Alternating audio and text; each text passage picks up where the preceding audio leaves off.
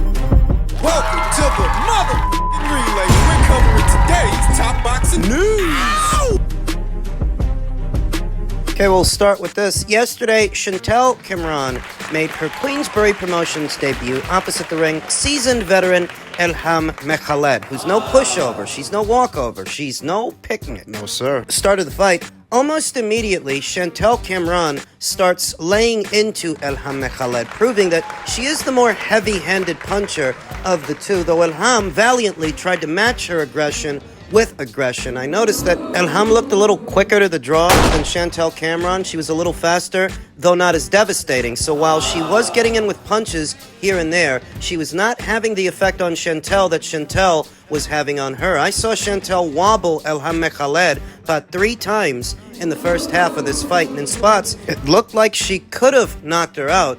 Credit to Ilham Mekhaled for surviving, for weathering those punches and showing a good chin while she did it. Making a fight of it. Early on, Chantel Cameron was aggressive, very aggressive, getting touched up in spots. In the second half of the fight, you saw Chantel Cameron take her foot off the gas a bit, move around, box a little more, move a little more. Don't just sell out. Don't just trade because you can. Chantel's not a one-trick pony. In the first half of the fight, you saw her use her power. In the second half of the fight, you saw her use her boxing. And she was winning this thing wide for me. It was entertaining and competitive in spots, but I didn't have a doubt in my mind that Chantel was up on the scorecards. The right uppercut from Chantel Cameron, from the outside coming in, was a particularly important punch, a money punch from Chantel. At this point, a bit of a signature. She initiated quite a few combinations with that punch, starting off with it. Having a lot of success, she was just physically stronger than Ilham Mekhaled, noticeably bigger and more heavy-handed. Vintage Chantel Cameron. One of the very best fighters in the sport, and I don't think that gets said often enough, that Chantel Cameron, she's a quality operator who's only ever lost one fight, just one fight, and that was to Katie Taylor. There's no shame in that because they're 1-1 with each other. Unfinished business. Perhaps it's because Chantel Cameron is not as infantile or juvenile as some fighters, spending a lot of time on social media. Believe it or not, that does help a fighter's profile. In this day and age, it does. So because Chantel isn't really one for that, she's not as talked about as some other fighters. 2 out of 3 judges had it wide in Chantel Cameron's favor, but one judge actually had a draw, and I don't know what that guy was watching. Ilham Mekhaled put up a good fight, but not good enough that you could have scored it even. Chantel won this thing clear. And I'm happy, that's the main thing. A happy fight is a dangerous fighter, and I'm coming for everything, and I keep saying it, and I really am. I want my belts back. I want the trilogy. I want to get my redemption and just keep pushing. Do you know what? I may be naive, and I may be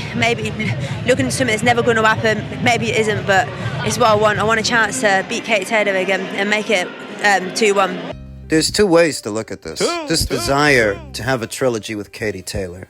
One way you can look at it is, if that's what Chantel Cameron wanted, why did she go to Queensbury? Katie's still at Matchroom. And she's still the A-side fighter to you. She's still the A-side to you. Going to Queensbury isn't going to change that. Matchroom or Queensbury, you're not on even terrain with that fighter. How's going to Queensbury help that situation? And that's one way to look at it. That's one way. Yet another way is, rumor has it that Queensbury may be going to DAZN once their TNT contract is up. If that happens, a trilogy between Chantel and Katie, it is possible, but that trilogy is still contingent upon what happens with Katie and Amanda. Don't forget that Katie and Amanda are fighting later on this year. If Amanda wins... That might be the trilogy we end up seeing. A trilogy between Katie and Amanda, not a trilogy between Katie and Chantel. And I still don't see how going to Queensbury helped that situation. Just how did it make it better? How did it make it better for Chantel? What's the benefit? What, that at least at Queensbury you're not in Katie's shadow? Well, maybe you're not. Maybe you're not in her shadow, but you're still the B-side to that fighter.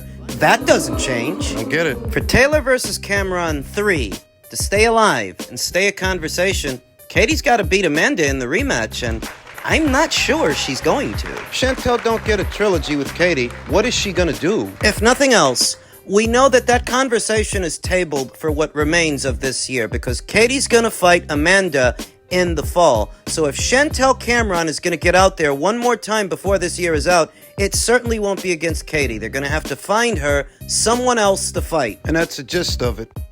In men's lightweight news, the ongoing story, Lomachenko has ended talks with Duarte Davis and eyes a return in the coming year. That means that he's not going to be returning to action this one, having fought only once, just once, this entire calendar year. Talks between Duarte Davis and Lomachenko have broken off. An official involved in the negotiations told ESPN, after Lomachenko decided to take off the rest of this year, the highly anticipated lightweight title unification between Davis, one of boxing's top stars, and Lomachenko, a future Hall of Famer, was being eyed for November in Vegas. Well, you saw him after the Cambosos fight. The guy was literally talking about retiring right after he beat George. That he doesn't have the same vim and vigor and zest for the sport is hardly a surprise, though it's also hardly an excuse. He is a reigning champion. He does have the IBF title. That means that title is out of circulation for what remains of this year. So,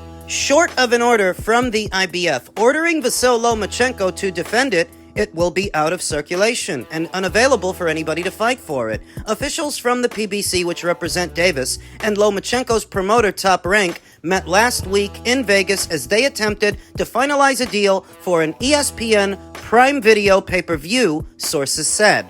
Lomachenko, 36, plans to return in 2025 to defend his IBF 135-pound title, the officials said. The two-time Olympic gold medalist won the title this past May with an 11th-round knockout of George Cambodia in Australia. The fight was Lomachenko's first, since a disputed decision loss to Devin Haney the previous May. There's a year in between those fights, between the Haney fight and the Cambosos fight. That after the Devin Haney fight, he took the rest of the year off. Now, after the George Cambosos fight, once again, he's taken the rest of the year off. It seems to me that what remains of Lomachenko's pro boxing career is hanging by a thread. Lomachenko arrived in LA this week to weigh his options and mull over the offer to fight, Davis, sources said. Loma is not in the mood right now. He doesn't have the motivation at the moment. Lomachenko's manager, Aegis Klimas, told boxing reporter Steve Kim on Friday, he's taking off. He wants to spend more time with the family. With Loma, just money is not what motivates him. He doesn't take anything just because of money.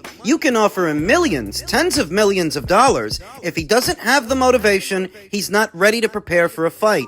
Davis, meanwhile, will have to explore options this fall. And we've been all through that. What are Duarte Davis's options and what is likelier to happen than not? But just back to Loma, back to Lomachenko. So Aegis says he's not motivated at the moment. But he's going to be next year. He's going to be motivated in 2025. It sounds to me like he has a ticker problem. And being less active doesn't help it. I mean, what's going to happen next year? You're not going to be 1 year younger. You're going to be 1 year older and 1 year less active. Less motivated. The distance in between fights. The more distance you put between yourself and your next ring appearance, the harder it becomes to make. That's the way it is. I don't make the rules. And I am neither chastising or castigating Lomachenko for what he decides to do so much as stating the inconvenient truth. If you have a ticker problem, a motivation problem, it may not get better over time, it may get worse. You don't want to do this. If the millions of dollars you stand to make don't get you out of bed, or finally landing that opportunity that you've been chasing for years, you've been chasing a Duarte Davis fight for years, if none of this motivates you, I don't think it's going to be any different the following year. What are you saying? That maybe he should have announced his retirement right after the George Kambosos fight. If that's how he was feeling in that moment, we all saw the interview, I played it here on the channel in my previous video. If that's how he was feeling, he should have called it a career right then and there. Why be indecisive? If he had, neither Gervonta Davis or his supporters would have this to use as ammunition against him. If he would have retired right then and there. I never thought Vasyl Lomachenko was going to be in pro boxing all that long because of his amateur career. He had an extended amateur career. He went through 2 Olympic Games, two Olympic cycles. When you're done with all of that, well, you're not going to have that many good years left to give to the sport of pro boxing. And when you look at Vasyl Lomachenko's style at its very best, it's a young man's style. It's very physical, having to move around that much and keep up that volume of punches, pivoting and playing at the angles, being busy. It's a young man's style, and he's not a young man. He's in his mid to late 30s. Hard luck case in some ways. I think he beat Devin Haney. I absolutely think he beat Devin Haney, and he should have been awarded the decision.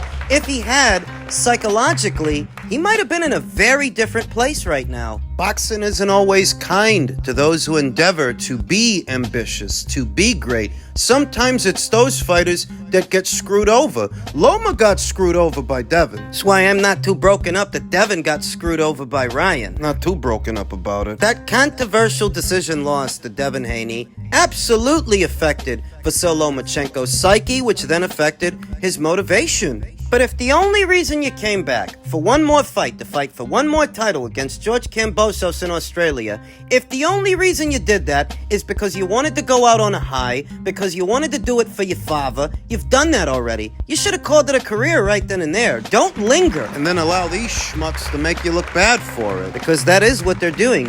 Using this as ammunition against you, as if they weren't the ones putting distance between themselves and this fight for 7 years. That's how opportunistic and cowardly they are. But that door was left open due to your indecision. You're being indecisive. What says that Vasyl Lomachenko is going to be more motivated next year than this one? Why would he be? I don't know, man. It just seems like Vasyl Lomachenko is dragging this out and delaying the inevitable. If you don't have the motivation now, why would you have it later? And finally, Ryan Garcia is facing yet another accusation that he allegedly used banned substances against Oscar Duarte. The list of accusations against Ryan Garcia seems to have no end. On the contrary, as the days go by, new scandals are being added. Now it is another boxer, Oscar Duarte, who is accusing Ryan Garcia of using banned performance-enhancing drugs in their December 2023 fight, which the Californian won by way of knockout in the 8th round after getting pushed around, getting bullied, and giving his back to Oscar. Showing him his butthole, pointing his butthole at him. Doing some haphazard version of a Philly shell against Derek James's wishes. Garcia finally found a punch. He finally found the window of opportunity to get out a knockout punch, and he took Oscar out in the 8th round. But he looked like shit for most of that fight. Duarte explained that he found it strange that Garcia, who was over the weight limit after their first face-off, cut weight so fast and presented an athletic physique in just a month, which is why he believes he cheated against him. Ryan did use banned performance-enhancing substances, and I'm going to tell you why. Because a month before, when it was the face-off, I saw him, and he looked fat. And I thought he was going to blow his body. And a month later, when the weigh-in took place, I saw him already looking very thin. In a month. And it seemed strange to me that it was so fast. But that's how it was, he said. Anecdotally, if you don't want to take Oscar Duarte's word for it, you don't have to. Ryan Garcia did end up testing positive for a banned substance after all, Osterin, and no clear explanation as to how that got in his system. His legal team said it came from supplements he was taking, but he was saying that he was set up. He was saying that it was an inside job, that the Haneys and Victor Conti and Eddie Hearn, all of them were in cahoots to set him up. So which one is it? Did it come from them, or did it come from the supplements you were taking? Now, in the fight between the two, between King Rai and Oscar Duarte, in the 8th round he got knocked out by a combination of punches that sent him staggering across the ring and falling to his knees on the canvas. The referee began the count, but La Migrana was unable to get to his feet before finishing the count. Now, he suspects foul play. I don't blame him. Thus is customary in these situations. When a fighter tests positive for a banned substance, the question then becomes, how long has he been on it? Was he on it when we fought? For me? It's not a question of whether or not Ryan's been cheating all this time. Oh? I absolutely believe he's been cheating all this time. The way this guy carries himself, he's all about breaking the rules. He's all about the shortcuts. He didn't achieve notoriety in the sport of boxing through conventional means. People don't really know him because of anyone that he fought or anyone that he beat, a belt that he won. They knew him before that because of his social media, which allowed him a shortcut to the millions. When I think about how he carries himself, how he behaves, I absolutely think he used performance-enhancing drugs as a shortcut to fitness. There is nothing so upstanding or outstanding about Ryan Garcia's character that would suggest otherwise. Now,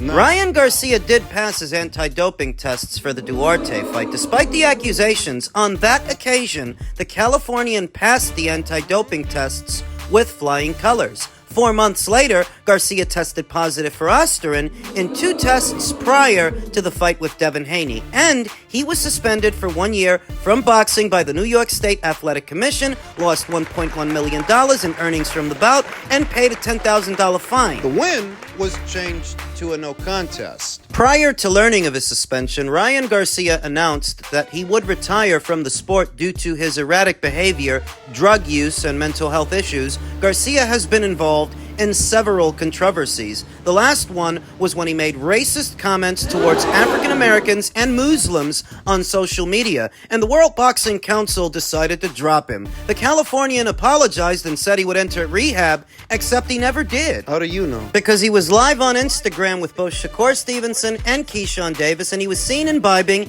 in alcoholic beverages, talking about how shrooms are great. Shrooms give you a different perspective. Shrooms are probably what's frying that kid's brain. So here's the skinny. In spite of Oscar Duarte's accusations, he'll never know, will never know, if Ryan Garcia was using banned substances this whole time. We're never gonna know how long any of that was going on. But if you want to know what I think, and you're here, so I'll assume that you do. He's probably been cheating for a long time. Beating the tests for a long time, and I suspect that he's not the only one. He's just one of the more recent ones that got caught.